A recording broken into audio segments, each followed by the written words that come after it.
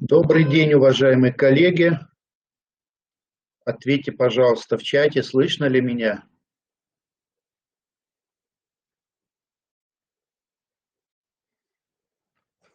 Так, хорошо, что слышно. Так, я рад вас приветствовать на нашем первом методическом семинаре учителей физики, который будет теперь проходить у нас регулярно. Встречаться мы будем примерно раз в 2 недели. С чем вас поздравляю.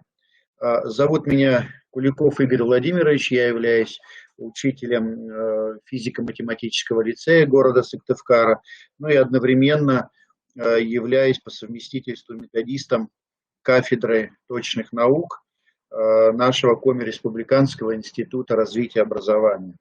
Я вас еще раз приветствовать рад всех, и сегодня мы выбрали тему нашего семинара – это приемы мотивации учащихся к учебной деятельности на уроках физики.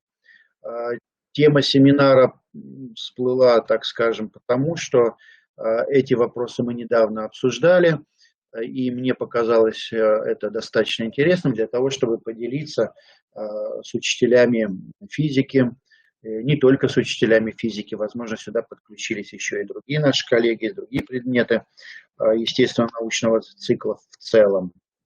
Ну, давайте, пожалуй, начинать, потому что во времени мы ограничены, и чтобы как-то успеть рассмотреть вопросы, ответить на ваши вопросы, мы начнем наш семинар. Ну, не секрет, что вот активизация познавательной деятельности должна начинаться с использования различных средств, обеспечивающих глубокое и полное усвоение учащимися материала, излагаемого учителем. Перед школой, естественно, стоит задача вооружить собственных выпускников системы долговечных знаний и умениями без помощи других дополнять их и совершенствовать собственные познавательные возможности. Вообще проблема стимулирования и побуждения школьников к учению нельзя назвать новой. Она была поставлена, например, еще в 40-е и 50-е годы рядом наших ученых, а также чуть позже уже был пробужден интерес у ведущих методистов-физиков нашей страны, ну, такие как Разумовский, Усова, Хижнякова. Фамилии наверняка вы эти слышали. Мы встречаемся с различными пособиями данных учителей, методистов, преподавателей. Они вот определили задачу создания положительных мотивов учения в качестве одной из основных в обучении физики, потому что высочайший уровень мотивации учебной деятельности на уроке и интереса к учебному предмету – это, конечно же, первостепенный фактор, определяющий эффективность современного урока. Среди приемов и средств активации познавательной деятельности школьников на уроках физики можно выделить достаточно много, но вот некоторые из них. Первое – это задание на сравнение и систематизацию материала. Второе – использование занимательных форм обучения на уроках физики. Третье – применение в обучении частично-поискового метода. Четвертое – использование иллюстративного материала на уроках физики для формирования наглядности. Ну и, конечно же, пятое – физический эксперимент. Естественно, здесь не все приемы перечислены, а лишь некоторые из них. Вот, если остановиться немножко поподробнее на этих приемах, то вот по поводу заданий на сравнение, систематизацию материала, понятно, что огромное влияние на интеллектуальное развитие учеников оказывают задания, требующие сопоставления, систематизации, обобщения ранее изученного материала, проблемные ситуации, которые появляются в ходе познавательной деятельности человека. Поэтому для введения в проблемную ситуацию невозможно просто указать ученикам на расхождение. Нужно организовать их активность так, чтобы они сами наткнулись на некое несоответствие познаваемого с имеющимся у них налаженностью знаний. Активность это может быть разной, к примеру, решение задачи, приносящий какой-то противоречивый ответ, расчет, не подтверждающийся экспериментом, беседа, в ходе которой, чаще всего на примере разбора экспериментов, преподаватель компетентно подводит учеников к осознанию некого противоречия. Использование различных занимательных форм обучения на уроках физики, это, естественно, тоже очень важно для активации познавательной деятельности. Вот обилие занимательных форм обучения на уроках – это игры, упражнения, конкурсы, состязания, какие-то сигнальные карточки, активное образное отображение происшествия, эпизода, рассказ задачи, игры путешествия, шарады, загадки, курьезы, шутки, конкурс на быстрый поиск погрешности, например, и так далее. Да? То есть огромные формы мы применяем на своих уроках, и вы, коллеги, наверняка тоже. Все это создает позитивный эмоциональный фон деятельности, располагает к выполнению этих задач, какие считаются трудными, в том числе и непреодолимыми. Очень нравятся подросткам экспериментальные задачи, сформулированные в интересной форме. Для умственного развития ученикам предполагается поиграть в какую-то конкретную игру. При этом игра должна быть обязательно простой, ясной. Уровень заданий должен отвечать уровню подготовки учащихся. Полезно найти некое красивое оформление всего этого материала. Результаты необходимо подводить быстро, ясно, четко. Отношения участников обязаны быть доверительными и уважительными. Что касается применения в обучении частично поисковых методов, то вот внедрение всего этого подразумевает реализацию учениками отдельных шагов решения определенной учебной задачи, отдельных этапов изучения путем самостоятельного инициативного поиска. При этом подключать воспитанников к поиску возможно на различных этапах урока, применяя разные методические приемы. К примеру, после постановки учебной проблемы учащимся предполагается дать собственное решение, тут же с помощью эксперимента проконтролировать его верность. Так действовать уместно тогда, когда ученики обладают некими представлениями об исследуемом вопросе. Ну, к примеру, на уроках по изучению Архимедовой силы очень интересная такая проблемная экспериментальная задача, когда на рычаге уравновешены два тела одинаковой массы, но различного объема. И предполагается задать вопрос, изменится ли равновесие рычага, если погрузить эти грузы в сосуды с водой. Можно провести и другой пример, когда, например, на том же рычаге подвешены тела различной массы, но одинакового объема. И тоже, если перед этим было равновесие, то у учащихся, например, спросить, вот, изменится ли равновесие рычага, если погрузить эти тела в воду. Ученики здесь выдвигают ряд гипотез, да, противоречивых друг другу. Ну и когда мы непосредственно даем ответ в виде проведения такого эксперимента, да, это вызывает восторг у тех, кто правильно определил, и наоборот, огорчение тех, кто ошибся. Конечно же, все это нужно потом на уроках обсуждать. Проведение уроков с использованием частично поискового метода требует конкретного преподавательского профессионализма. Физик обязан в случае необходимости сказать ученикам неизвестные им данные, умело подводить детей к объединению гипотез. Абсолютно не всегда надлежит поощрять интуицию учащихся. Порой необходимо показать, что несостоятельность сформулированной гипотезы базируется на незнании учебного материала.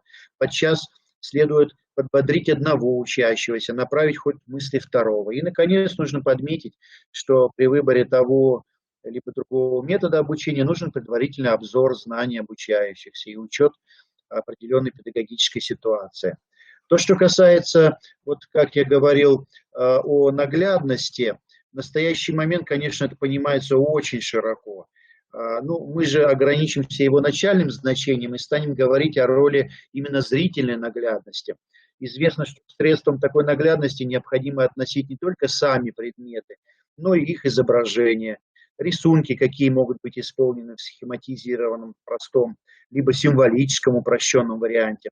Символическое изображение предмета по форме уже не напоминает самого предмета, а показывает его некую функцию, то есть служит своеобразным понятием.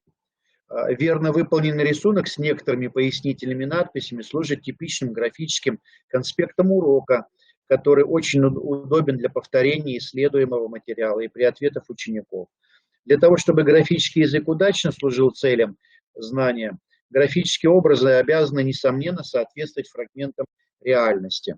Рисунки, используемые на уроках физики, играют очень большую роль в формировании образов, которые лежат в основе представления учеников о главных физических явлениях. Ну и, наконец, еще один приемом активизации познавательной деятельности, это, конечно, является учебный физический эксперимент. Он одновременно и источник познаний, способ обучения, средство активизации познавательной деятельности учеников. Одним из важных познавательных умений считается умение наблюдать. На базе результатов наблюдений осуществляется сопоставление и сравнение исследуемых объектов, обнаружение в них ключевого, значимого. В сознании возникает представление, которое в следующем формировании модифицируется в понятие. Фронтальные эксперименты, это мы понимаем, что это краткосрочная фронтальная лабораторная работа, которая сразу проделывается всеми учениками класса под руководством учителя.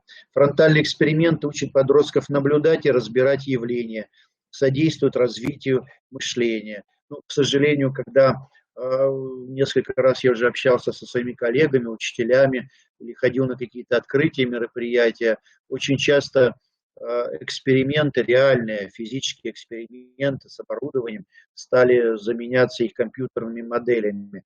Да, в каких-то ситуациях наверняка это хорошо и это нужно делать, но если есть возможность проводить все-таки эксперименты с оборудованием, которое есть в школе, то, наверное, не стоит подменять их компьютерными моделями. Это ведь не одно и то же. Вот, к сожалению, с этим мы стали сталкиваться в последнее время довольно-таки часто.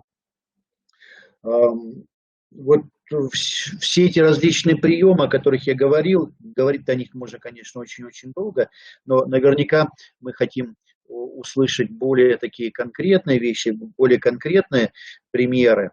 Вот все эти приемы, они позволяют активизировать познавательные интересы учащихся на уроках физики. И, конечно же, главное, вот смертельный грех педагога – это не быть скучным. И поэтому нужно действительно чаще задумываться над тем, а как активизировать вот эту деятельность учащихся так, чтобы им было интересно, занимательно, чтобы у них проснулась и укреплялась любовь к физике. Поэтому мы и выбрали как раз эту тему для сегодняшнего семинара. Ну вот совсем недавно с этим вопросом выступала моя коллега Наталья Валерьевна Турышева, которая является учителем физики и информатики села Тайгорода.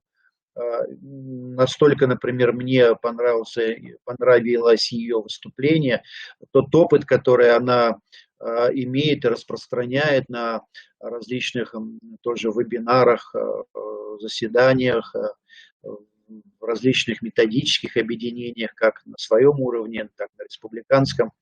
Кое-что я даже из ее опыта для себя приобрел. Вот совсем недавно проводил уроки, где те методы, о которых она рассказывала, я вот внедрил на своих уроках, что действительно активизировало познавательную деятельность учащихся. Ну, проблема, например, физмат-лицея в том, что у нас углубленное изучение физики, поэтому, естественно, больше, наверное, у нас академичности, больше мы затрагиваем вопросы решения каких-то сложных задач, там, необходимых для поступления в вузы, сложных задач ЕГЭ, олимпиадных задач различного уровня. И вот в какой-то степени, может быть, мы упускаем вот эти вот все моменты, которые стимулируют именно познавательную деятельность, казалось бы, через простые вещи, но на самом деле это вещи носят глубоко такой философский характер, глубоко познавательный характер. И вот Наталья Валерьевна поделится сейчас этим опытом, расскажет нам о том, какие она применяет методы активизации познавательной деятельности учащихся. расскажет наверняка о своем сайте, потому что когда я познакомился с сайтом, я очень удивился тому, что столько много материала накоплено, и есть что учителям физики почерпнуть. Пусть Наталья Валерьевна как раз поделится своим опытом, и мы внимательно ее послушаем, зададим ей вопросы. Наталья Валерьевна, вы с нами, можете начинать. Да, я уже подключилась. Вот. И всем добрый день. Всех с началом нашей интересной работы, взаимодействия нашего интересного. Ну, меня так сейчас Игорь Владимирович, так сказать, так расхвалил, расписал. Ну, на самом деле, наверное, это время, это наш с вами опыт работы, то есть это все не приходит сразу. Это приходит только после того, когда тебе уже действительно пришла такая необходимость, что что-то в этом мире надо менять, потому что интерес учащихся, он падает. Ну, я думаю, что все со мной с этим согласятся. То есть ребенок приходит на урок, и как будто бы его уже ничем не удивишь. Они приходят незаинтересованные, им неинтересно не только на твоих уроках, то есть ему вообще не интересно просто учиться. То есть они приходят в школу, и вот проблема мотивации, да, о которой мы с вами сегодня говорим, это может быть даже более широкое понятие, нежели вот мотивация на уроках физики, как я узко для себя открыла. А на самом деле это вообще в целом мотивация.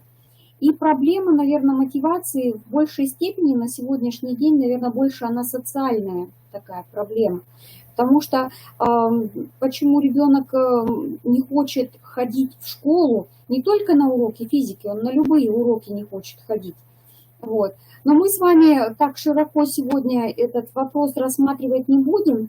Вот. И рассмотрим в основном, давайте мы именно на уроках физики более конкретные приемы. И в целом мы с вами, наверное, поговорим в целом о мотивации, потому что то, о чем я сегодня хотела бы вам рассказать, в принципе, все это можно применять на разных уроках, как сказал уже Игорь Владимирович. Действительно, ведь на сегодняшний день, когда мы говорим про федеральный и государственный образовательный стандарт, он подразумевает формирование учащихся ОУД. И неважно, на каких это уроках, но ОУД, они все ОУД. То есть на всех уроках мы должны учить ребят взаимодействовать друг с другом, учить разговаривать, учить работать с информацией, учить их правильным каким-то поступкам, какой-то выход находить из ситуации, выбирать какие-то особые способы деятельности и так далее. То есть это нужно делать на всех уроках.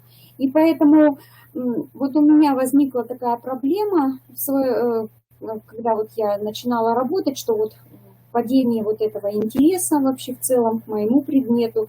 И для того, чтобы каким-то образом действительно у ребенка появился интерес что-то узнать, он сам захотел что-то узнать, а не мы захотели, чтобы он что-то узнал.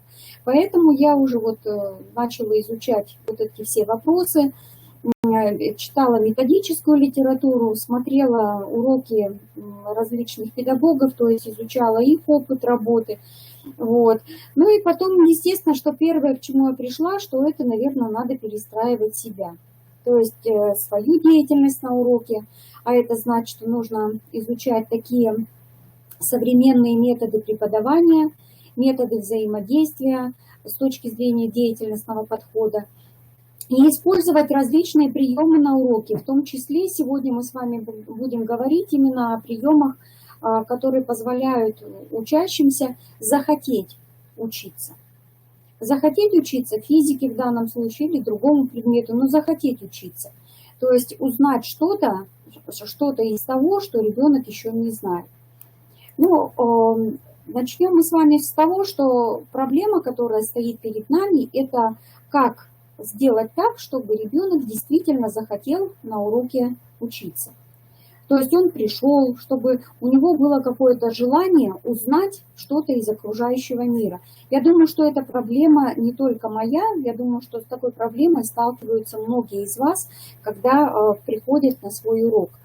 И когда мы видим эту проблему, мы сразу себе рисуем. Ага, это у нас ребенок не хочет учиться. То есть ребенок не хочет, у него там проблемы в семье, у него там проблемы со сверстниками. Это нежелание ребенка учиться. Но мы никогда, может быть, сами себя за это ругать не будем. А может быть, это проблема в нас, может, это просто мы не умеем учить современного ребенка, да и вообще просто ребенка. Мы не умеем учить, мы не можем задать правильный вопрос, такой вопрос, чтобы ребенку хотелось на этот вопрос ответить.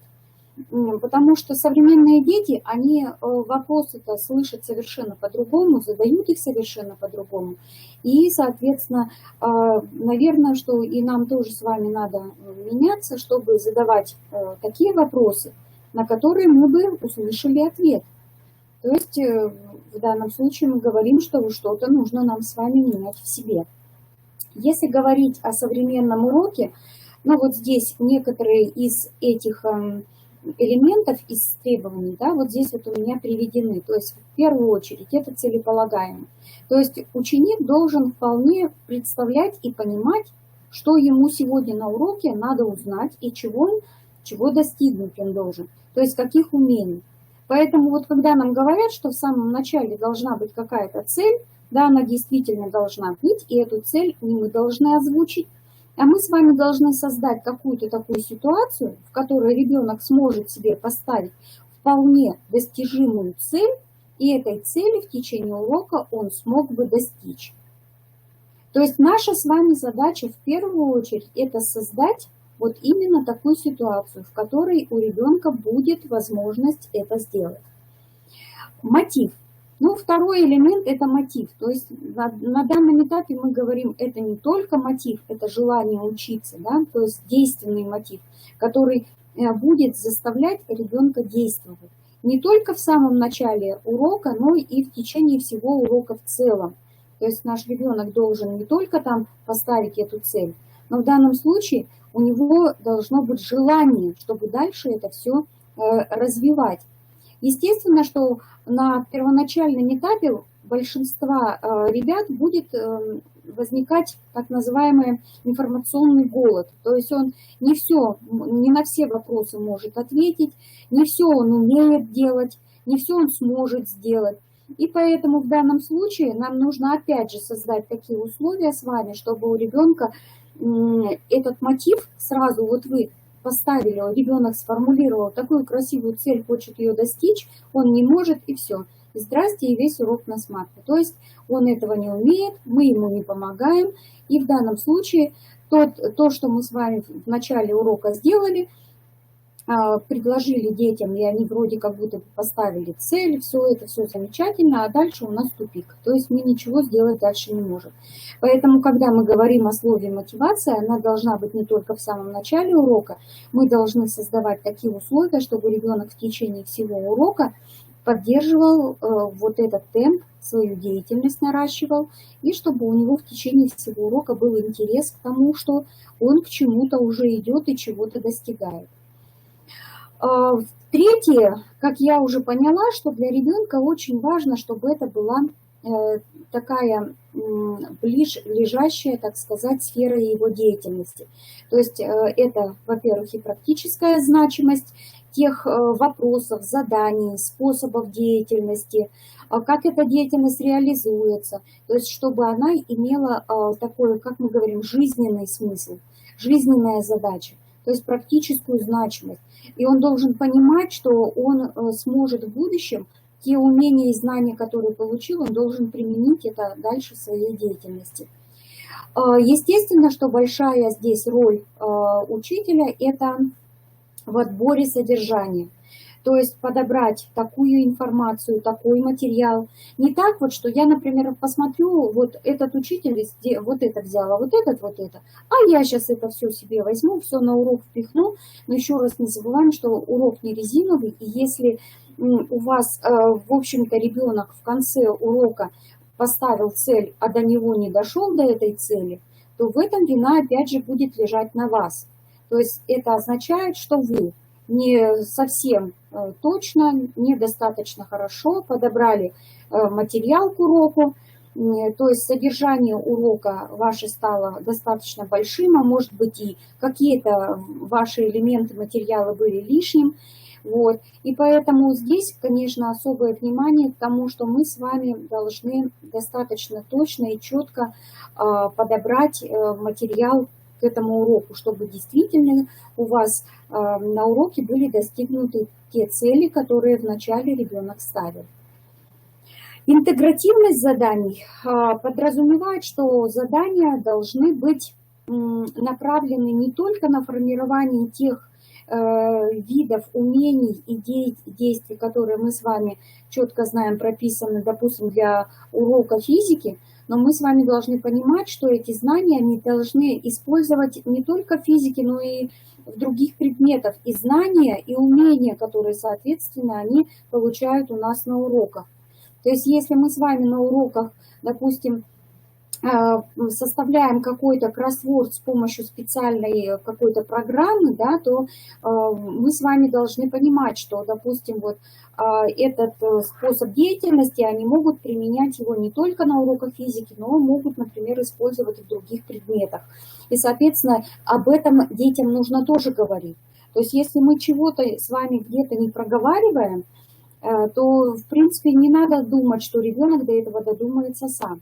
То есть вы сразу об этом говорите, что для чего я это использую. Вот, например, я это использую для того, чтобы вы могли, например, составить там не только кроссворд по физике, а в этой программе вы можете составлять любые кроссворды к любым темам урока. И работаем с ними, допустим, терминологией, которая используется, ну, допустим, тот же самый русский язык или литература. Например, мы говорим про, допустим, какое-то понятие, да, но при этом мы говорим, что лексическое значение слова или лексическое значение, да, просто мы говорим, они уже понимают, что лексическое значение – это русский язык. Лексическое, значит, оно должно быть у вас записано четко, чтобы оно было всем понятным, чтобы оно было немногозначительным, то есть чтобы можно было наиболее точно и быстро дать ответ на задание в кроссворде и так далее. Использование разнообразных эффективных приемов организации. Ну, я думаю, что вы уже знаете на сегодняшний день очень много различных приемов, и я думаю, что даже многие из вас про них прекрасно о них знаете, вы много читаете, много смотрите. Вот. Но я раньше свою деятельность тоже заключала в том, что вот я смотрю все эти уроки, я себе, значит, куда-то это все записываю, куда-то скидываю, и эта моя копилка все что-то растет, растет, растет, растет. Я понимаю, что не надо не бояться начинать использовать эти приемы на уроках. Не надо бояться начинать, надо начинать и начинать работать. Пока вы не начнете, вы эти приемы не освоите. И вот, допустим, как у меня получается. Допустим, у меня 4-5 параллелей. 4-5. И мне нужно говорить одно и то же. Вроде бы думаешь, что говоришь одно и то же. На самом деле все разное. Дети по своим даже психофизическим способностям, они совершенно разные. И поэтому, допустим, если у меня сегодня 5 уроков в 7 классах, это не значит, что я там делаю и говорю одно и то же. Мне надо делать и говорить об одном и том же, но мотивация будет совершенно разная. Потому что одна группа учащихся с очень низкой мотивацией, и мне там нужно вести себя и информацию подобрать одним образом, соответственно, в другом классе это дети, у которых мотивация очень высокая к учебной деятельности, и тогда ваши приемы и ваши вопросы должны быть совершенно другими. И ваша задача на сегодняшний день – это быть очень мобильными, то есть уметь очень быстро перестраиваться от одного класса к другому, от одного ребенка к другому. Даже внутри класса мотивация может быть разной. И, конечно же, от учителя сегодня требуется именно знание вот этих психофизических особенностей наших детей. Потому что разные дети разного социального класса также имеют разную мотивацию и разные вот эти особенности. И поэтому, в общем-то, я думаю, что современный урок, он должен строиться именно на индивидуальном подходе. И сделать этот урок нужно так, чтобы каждый ребенок был вовлечен в этот урок. Я знаю, что это очень сложно. Я знаю, что даже и у меня не все получается. И очень часто иногда я думаю, так, все, мой урок пойдет на смарку, надо быстренько перестраиваться. То есть вот всякие бывают ситуации, но если мы не будем владеть этими приемами, то очень быстро перестроиться мы с вами не сможем. Если говорить о структуре урока, вы прекрасно знаете уже все эти структуры, то есть это мотивация к учебной деятельности, это актуализация и фиксирование каких-то затруднений, как мы это фиксируем на доске, в тетрадке и так далее. Мы смотрим, мы сами оцениваем, а в чем причина, почему возникли трудности, да? Вот. Затем мы уже строим, как мы из этой ситуации будем выходить, включаем ребят в эту работу с проверкой, самопроверкой и так далее. Ну и в конце уже, когда мы получили, достигли своей цели, в конце у нас уже идет рефлексия нашей деятельности. Ну, мотивация. Мотивация к учебной деятельности, я думаю, что это самый первый, самый главный этап, который предполагает вхождение учащихся в пространство учебной деятельности, и с этой целью организуется именно вот так называемая мотивация учебной деятельности. И содержательная сторона, это, в общем-то, вот в моей работе это самое главное. То есть, когда мне необходимо подобрать материал, составить задание, сконструировать определенные какие-то задачи, которые носят какой-то такой, ну, либо проблемный характер, либо это какие-то вопросы, которые именно связаны с организацией деятельности внутри данного класса. То есть здесь нужно знать каждый класс. То есть можно в одном классе показать одно, в другом классе показать совершенно другое, но это не значит, что это все пойдет одинаково. То есть один и тот же материал, в любом случае нам надо этот материал каким-то образом, мы говорим, создавать какую-то динамику и, возможно, даже заранее уже продумывать, вот в каком классе, как и какие вопросы нужно задавать. То есть в одном классе мы можем задавать тонкие вопросы, да, то есть которые конкретно касаются тех параметров, о которых мы говорим. А, соответственно, в других классах это могут быть какие-то уже толстые вопросы. Толстые – это значит, что вопросы не носят какого-то прямого ответа на вопрос, а они, соответственно, такие вопросы, они направлены на рассуждение. То есть сперва ребенок рассуждает, обсуждает, и только в результате такого обсуждения, анализа он приходит к какому-то определенному результату. Если мы хотим, чтобы наш ребенок, в принципе, действительно на уроке что-то получил, какую-то информацию, чтобы он действительно научился чему-либо, то, что мы ему должны преподнести, это то, что он должен почувствовать действительно на себе. То есть это и ощутить красоту, и понять, что это действительно ему надо, и действительно, что он это дальше по жизни своей понесет. И самое главное, что это будет нужно ему в дальнейшей его деятельности. И только когда он это будет понимать, тогда, естественно, что на следующий урок он придет с интересом и будет этого урока вашего ждать. Он в начале урока придет к вам и задаст вам первый вопрос. А что мы сегодня будем делать на уроке? То есть не просто так он к вам придет, сядет за парту, уткнется в свой телефон, а до начала урока он вам задаст огромное количество вопросов. Ну и этапы мотивации. Давайте просто вот эти этапы немножко мы с вами посмотрим. Это из научной литературы. То есть первый этап работы – это создание положительно-эмоционального отношения к предмету, к себе и к своей деятельности. То есть в данном случае мы говорим, что ребенок, когда приходит к нам на урок, это однозначно уже не только от нас с вами зависит, это зависит и от того, что вокруг него на сегодняшний день происходит.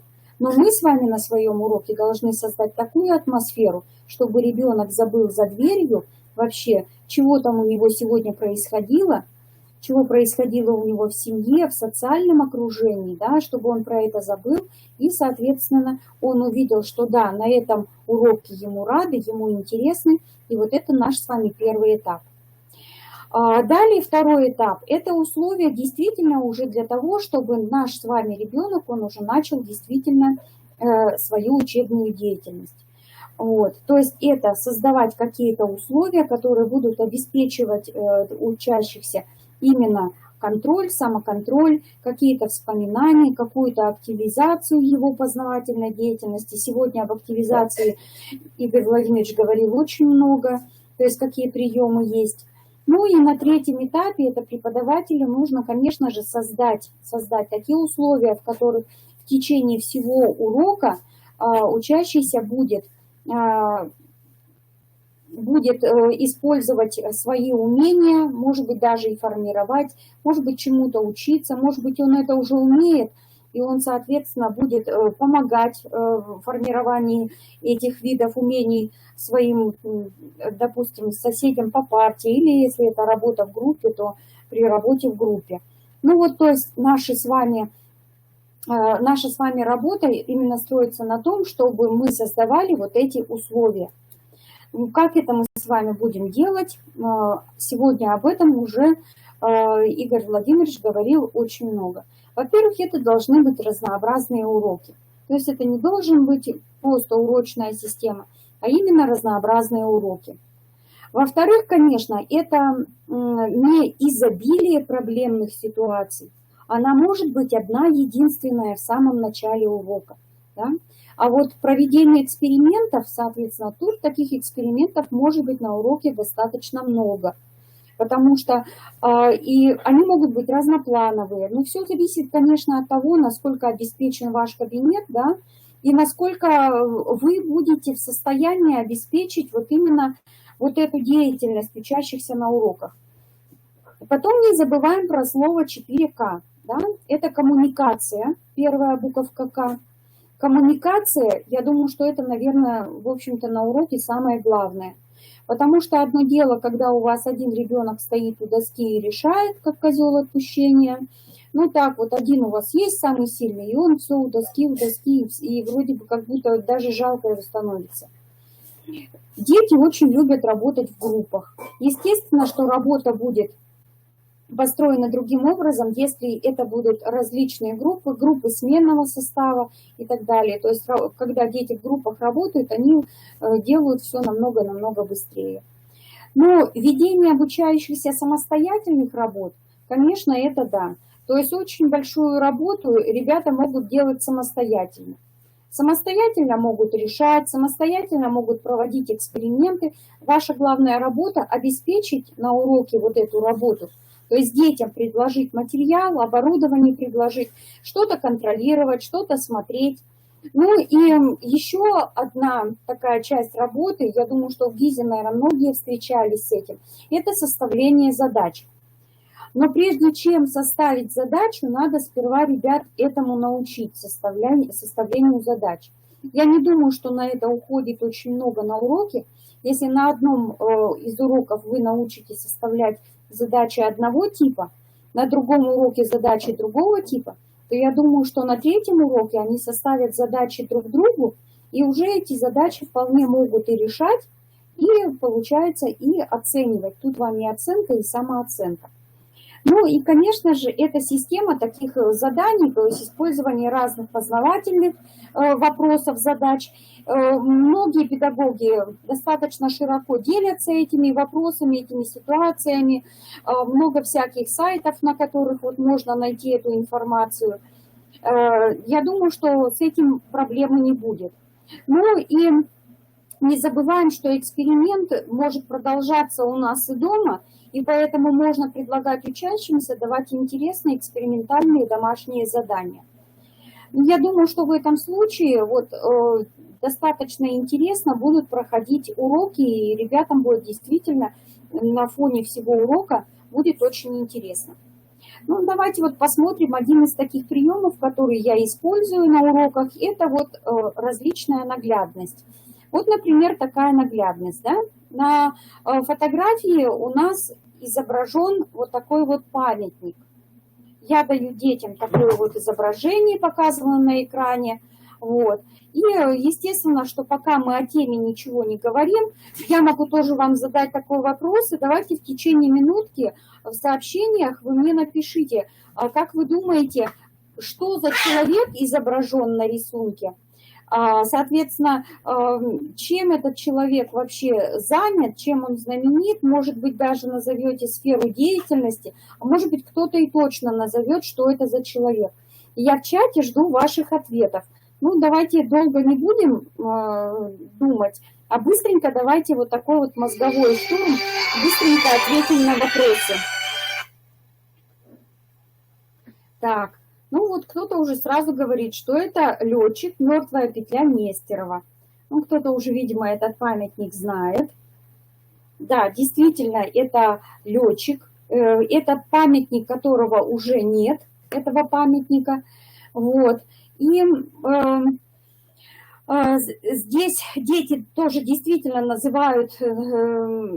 Ну, как бы называют, что вот это, например, человек, который жил достаточно давно, они смотрят на стиль одежды, говорят, что это космонавт, потом говорят, что это все-таки не космонавт, может быть, это какой-то летчик, то есть вот они очень много они приводят каких-то доводов, но в конце концов, значит, мы потихонечку начинаем вот приходить действительно к ответу. То есть, может быть, Нестеров где-то у них все-таки всплывает это слово Нестеров, да, и они через какое-то время уже начинают понимать, что речь идет как раз о полете. Ну, а потом я, соответственно, уже им говорю, да, действительно, это... действительно летчик, который совершил первый вот такой вот виток, называется «Мертвая петля». И то, что это действительно произошло в конце 19 века, вот мы говорим, но этого памятника сейчас мы также говорим нет, да, что этот памятник был в Киеве, но вот когда в 2006 году этот памятник, его полностью демонтировали.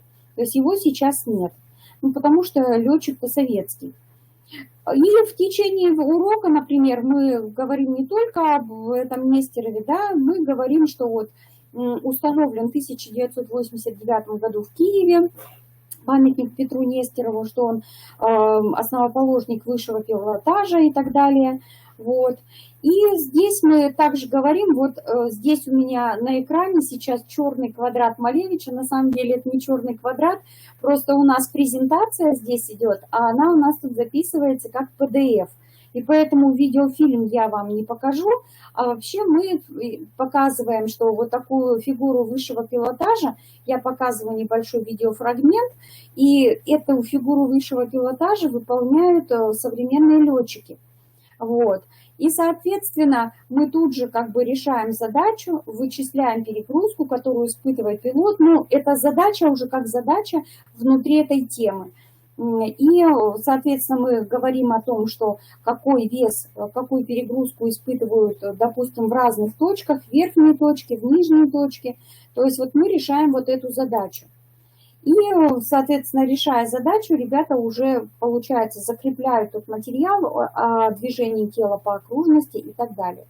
Ну, давайте еще один тоже способ, активизации мыслительной деятельности. То есть тут мы опять активизируем ребят, да, что объединяет людей, изображенных вот на этих фотографиях. Вот. Ну, давайте ваши варианты ответов тоже давайте покидайте что-нибудь в чат.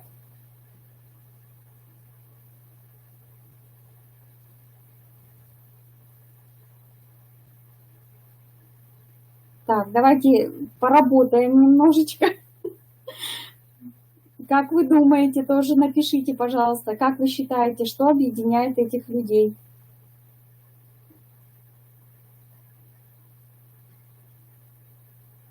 Так, видимо, наверное, да. Видимо, наверное, сложно. Но, Игорь Владимирович, вы подскажите, что объединяет этих людей, потому что вы-то были на этом семинаре. Так, сложно. Быстрота, форма одежды официальная. Да, ну да, официальная. Ну, не у всех, наверное, официальная. Ну, ладно. Охрана, обеспечение безопасности, скорость.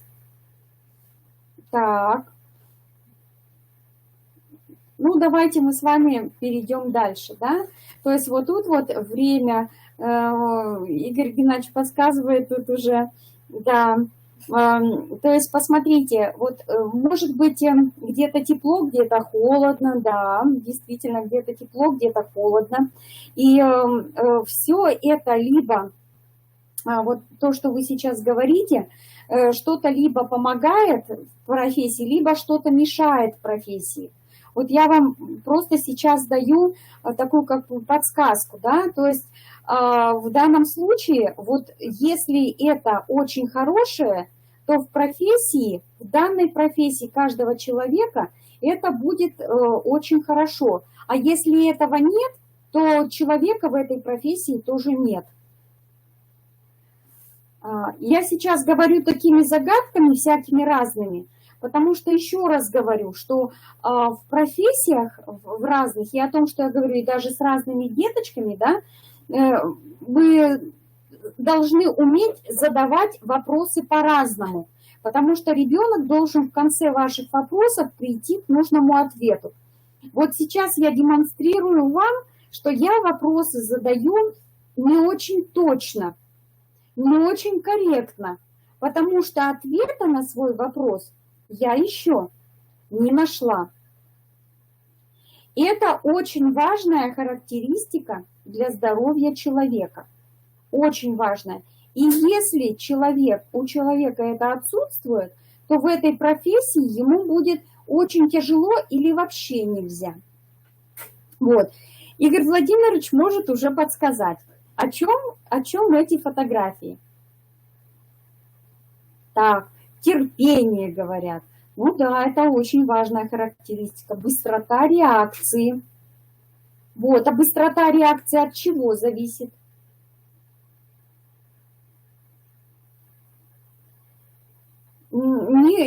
Так, от ума, говорят.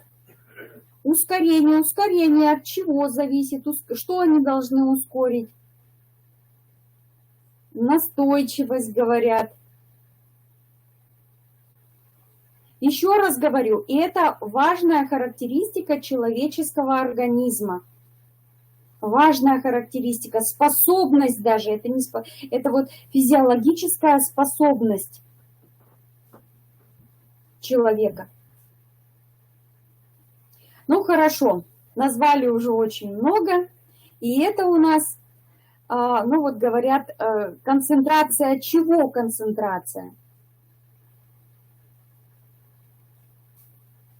Вот кто-то написал концентрация. Острое зрение, написал Игорь Владимирович. Вот посмотрите, в телохранители, как правило, берут человека, у которого очень хорошее зрение. Без этого, без зрения, без хорошего зрения человека туда не возьмут. Точно так же не возьмут человека с плохим зрением в летчике, потому что нельзя работать с линзами. И даже нельзя работать, если сделана какая-то операция на зрение. Точно так же нельзя с линзами ездить, вот автогонщик, он тоже не может ездить, да. Ну и естественно, что для того, чтобы быть снайпером, тоже нужно хорошее зрение. И то же самое касается полярников. Прежде чем поехать на Северный полюс, полярники занимаются исследованием, туда людей с плохим зрением не берут, потому что им надо одевать либо очки, либо линзы, а они будут замерзать. И поэтому очень много факторов, которые вот именно влияют на, именно вот на зрение, да. Ну вот посмотрите, ребята с этим справляются намного быстрее, чем мы с вами. То есть они вот как бы очень быстро вот так вот находят все эти тонкости, да. И самая главная задача учителя — это в самом начале все это вот так вот красивенько подобрать. Подобрать какие-то подходящие рисунки и так далее. Вот. Допустим, вот мы говорим, тут же говорим про разные профессии, да, то есть вот прямо на уроке мы говорим о профориентации, да, вот говорим, что а там, наверное, уже начальник выходит в темных очках. Я почему-то так подумала, что это, наверное, уже вот охранники, а это уже не охранник, это уже, видимо, какой-то начальник, раз он в темных очках. Вот. И на своих уроках я постоянно говорю, какие профессии вокруг нас существуют. То есть, например, вот мы говорим про полярников, говорим про летчиков и так далее. Особенно это в старших классах, это как бы ребята задают очень много вопросов. Вот. И потом мы иногда даже приглашаем на уроки педагога по профориентации, и она уже нам немножко рассказывает о разных профессиях и где эти профессии можно получить. Вот. Ну и тоже вот также на уроках можно использовать в самом начале или можно даже в середине, да, где-то вот такие всякие вот игры, верите ли вы и так далее. Вот смотрите, я когда готовлю такой урок, я просто набираю интересные факты про электричество. Или, например, интересные факты про глаза. Или набираю интересные факты про магнитное поле. И все, и там столько интересных фактов вылазит везде, что вы можете вот так вот картинки подобрать или какие-то еще элементы подобрать. И очень много всего можно, то, что можно поставить и на этапе активизации в самом начале, да, мотивация в начале. Эти же задания мы потом можем использовать и, допустим, в середине урока, когда у ребят уже сформировано понятие, мы его сформировали, уже поняли, о чем мы говорим, да, и потом уже можно задать им вопрос уже как задачи. Итак, давайте посмотрим, а мы вообще в самом начале правильно ответили на вопросы или нет? И мы опять начинаем обсуждать. Но мы еще можем, конечно, и пообсуждать, почему и так далее, то есть что может повлиять. Вот. То есть вот вопросов в интернете сейчас очень много. Интернет в помощь. Самое главное туда глубоко не зарываться. Что надо, взяли и ушли. Все. На уроке много не надо. Достаточно чего-то небольшого. Вот. Ну и вот, допустим, вот такие вот задания, которые в самом начале мы можем задавать детям или тут же задать эти мыльные пузыри, допустим, какую форму они имеют, да? Какую форму они имеют, почему они имеют такую форму, вот задаем вопрос. Вот тут вот, например, мы задаем вопрос. Вот посмотрите, пожалуйста, вот животное, да, почему оно имеет такую форму, кто вообще это такой. То есть, показывая вот такие вот какие-то наглядные картинки, да, мы можем потом задать вопрос. Скажите, пожалуйста, а как все вот эти картинки между собой, какую связь они имеют? Естественно, что нужно задавать вопросы так, чтобы у ребят было не так, чтобы это был какой-то разнобой таких ответов, то есть стараться направлять их своими вопросами на правильный ответ или на какой-то прогноз, который содержит правильный ответ. Ну и потом, соответственно, когда вы уже выходите на, допустим, на давление в жидкостях и газах, да, в качестве задач уместно использовать задания картинки. То есть, например, задания картинки, которые вот на сегодняшний день особо актуальны. То есть, например, задать вопросы про космонавтов, которые в космосе. То есть, вот почему, допустим, скафандр не лопается. Или, например, что произойдет с человеком, если там что-то произойдет и так далее. То есть, вспоминаем Леонова, который там находился в космическом пространстве, и что с ним такого произошло, и вообще как он себя чувствовал. Это даже небольшая видеозапись есть, которую можно показать детям, и, соответственно, дети тоже с удовольствием решают такие задачи. Ну, вот такие вот задачи, вот в книге Остера очень много таких задач, вот, и стараюсь такие задачи давать, сформулировать одним образом, а надо эту же задачу дать уже, перефразировав ее, что-нибудь другое там придумать, вот. Ну, допустим, вот нашли какую-то интересную картинку, придумайте про нее задачу, и все. И вот, допустим, задачи вот такого плана мы решаем. То есть, вот, например, торт-вишенка, да, мама решила подать к столу торт-вишенку, в магазине он стоит вот столько рублей. Что дешевле, купить торт или приготовить самой? Вроде бы задача такая, она у нас не физическая задача, но если вы прочитаете, да, это задача по физике. Но дети с удовольствием решают такие задачи. И в конце концов они находят, что дешевле, а что дороже. Вот. Но мы еще подарки мастерим маме, еще мы рассчитываем вот таким вот образом электроэнергию, то есть задача. Ну, в данном случае это задача не из ВПР, это вот задача с тортиком, это задачу я придумывала сама задачу с этим тортом, подсчитывала, сколько минут и чего в моей духовке будет ломаться. Но вы обратите внимание, что такие задачи, да, в последнее время дают очень часто действительно в ВПРе, дают такие задачи. И когда наши дети сталкиваются с такими задачами, они их решать не умеют. А для того, чтобы научить детей решать такие задачи, их надо на уроке им давать. И не на уроке. Я очень часто такие задачи даю домой, чтобы они порешали. Вот картинка известная в интернете, я сюда другие цифры просто в Paint нарисовала. Вот, и, соответственно, эту задачу я им даю. Иногда я беру прямо приборы, ставлю разные, сама делаю такую задачу, и во время контрольной работы я тоже даю такие задачи. То есть вот за 1 час карантина сколько у нас электроэнергии будет израсходовано, и сколько за это заплатит семья и так далее.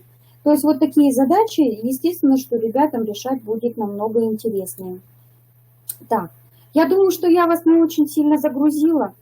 Я думаю, что у каждого педагога в копилке все равно много всяких интересных идей, которые он использует.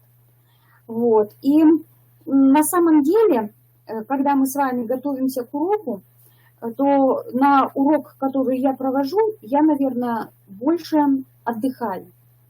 Я хожу, я смотрю, правильно, неправильно, спрашиваю. А вот в основном основная моя работа, конечно, та, которая вот я веду, это подготовка к этому уроку. Очень много времени она занимает, потому что хочется, чтобы урок действительно прошел с тем, чтобы ребенок ушел с желанием снова вернуться. И в этом задача каждого учителя. И действительно, если мы с вами будем работать в этом направлении, это дети меняются. Это мы с вами не очень хотим меняться, потому что нам как будто бы уже и мы и устали. Если бы нас еще не грузили всякими бумажками, наверное, у нас получалось бы намного быстрее и намного лучше. Или еще, наверное, если бы нам уже дали что-то готовое, сказали бы, вот, Наталья Валерьевна, вам книжка, вот эти картинки покажите, вот это скажите, это вопросы задайте, было бы намного проще, наверное, учителю работать. Но, к сожалению, уважаемые педагоги, у нас с вами такого нет, но у нас с вами есть возможность общаться и возможность нам с вами, возможность с нами все равно взаимодействовать, да? Ой, слушайте, я даже адрес своего сайта забыла. Сейчас. Точка, честное слово, я в этом году, я как начала работать, я еще что-то не успеваю на него, честное слово, выйти. И у меня еще пока просто, как мы с Игорем Владимировичем, вот в это все нас сюда впустили, и я целый год как-то уже варюсь в этом, и даже некогда иногда выйти на свой сайт, чего-то там сделать. Вот. Поэтому вы не смотрите, что там все датировано прошлым годом. Я в этом году, честное слово, начну снова работать и выкладывать туда материал. Вот. Так, передаю слово Игорю Владимировичу. Вот, замолкаю. Спасибо огромное. Спасибо огромное, Наталья Валерьевна.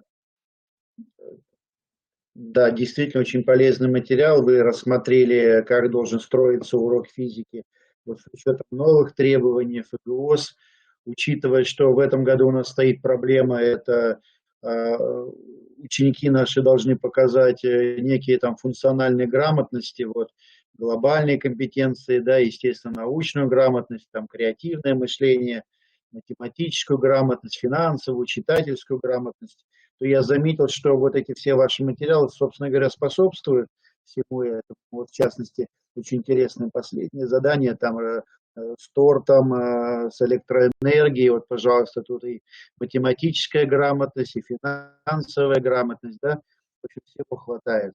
Поэтому, конечно же, очень замечательный материал. Ну, а вот тот сайт, который указала Наталья Валерьевна, я советую педагогам зайти туда, посмотреть очень много материала, даже с учетом того, что вы не успеваете его пополнять в силу вот большой нагрузки. Я прекрасно понимаю, какая у вас нагрузка, но даже того материала, который есть, это очень просто здорово. очень много полезного. Поэтому коллег прошу вот желающих посмотреть, и наверняка вы себе что-то там почерпнете. Ну, а сегодня первое занятие мы с вами заканчиваем. Как раз в час уложились с вами, да. Такие занятия наши планируется проводить каждые 2 недели. Что будет через неделю? Ну, посмотрим. Пока вот предварительно рассматриваем вопрос об изменениях в ЕГЭ этого года. Они действительно есть, они так существенные, я считаю, и, может быть, стоит об этом поговорить. Но это так пока предварительная тема, которая, возможно, вот, будет обсуждаться на втором нашем семинаре. Если есть какие-то вопросы, вы можете задать, включиться. Владимир Ильич, смотрите, я вот буквально на той неделе проводила тоже вебинар, но это, наверное, знаете, на кафедре естественно-научного образования. То есть я уже там проводила об изменениях ЕГЭ. Может быть, даже кто-то уже и слушал или нет. Но я, например, среди фамилий здесь своих слушателей не вижу. Но мы там по физике проводили изменения ЕГЭ, которые были. Там у меня было занятие на 2 часа. Да, вот у нас кафедры как-то совпадают, да, пройдет время. Хорошо. Я думаю, что посмотреть... Ну, посмотрим, да, как я тоже зайду. Вот здесь же, вот где методические семинары у нас, да, наверное, где-то здесь же, там стоит. Потому что, по-моему, тема там такая же стоит. Так, у меня модуль назывался «Школа современного учителя». Школа современного учителя. Еще раз. Школа современного учителя называется. Понятно. Либо там на сайте, по-моему, Криро это есть, можно найти тоже через Криро. Ну, в любом случае можно найти. Ну, тогда мы прощаемся, наверное, на сегодня, да? Всего хорошего. Если есть какие-то вопросы, то непосредственно задавайте, уже пишите таким образом. Ну, если что, я могу в конце указать свой электронный адрес, где вы можете задавать вопросы. Может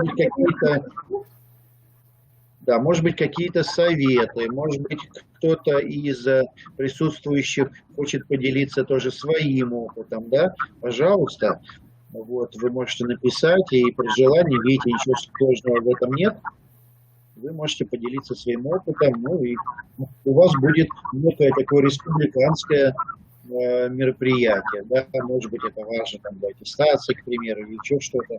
А так, конечно, цель наша встречаться, делиться опытом, чтобы было интересно работать. Ну, я запишу в конце свой электронный адрес, куда вы можете задавать мне вопросы. Спасибо за внимание. До свидания, всего доброго всем.